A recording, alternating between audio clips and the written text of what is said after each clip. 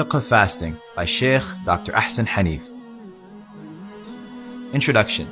Fasting is one of the 5 pillars of Islam.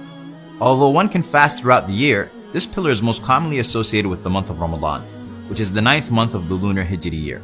The Arabic word for fasting is sawm, which means to refrain and withhold. Ramadan begins.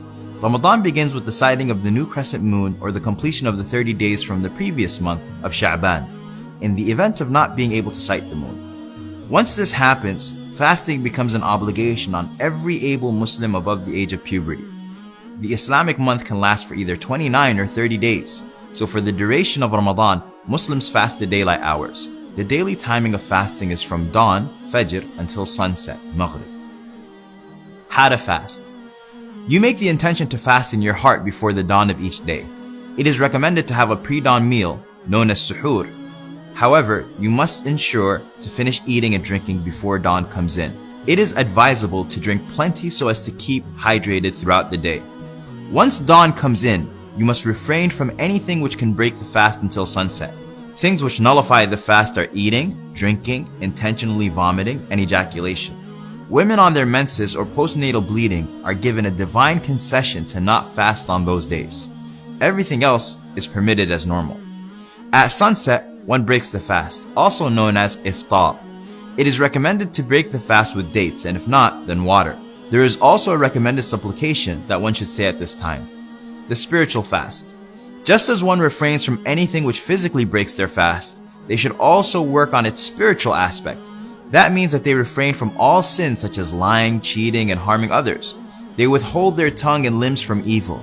Throughout the fasting day, it is recommended to busy oneself as much as possible with reciting the Quran, supplicating to Allah, remembering Him, charity, and other good deeds. Ramadan is also a good time to discipline yourself and give up things such as smoking. Exemptions from fasting. People on medication must seek medical advice. If they are unable to fast due to medical needs, they have a divine concession to not fast. Other people who are also exempted from fasting are women on menses and postnatal bleeding, pregnant and breastfeeding women, people who are ill, those who are too physically weak to fast such as the elderly and those traveling. In all of the above cases, the days missed in Ramadan must be made up after the month of Ramadan once those exemptions no longer apply. However, in the case of those who are unable to fast at all, such as the elderly, they feed a poor person per day missed instead. Other acts performed in Ramadan.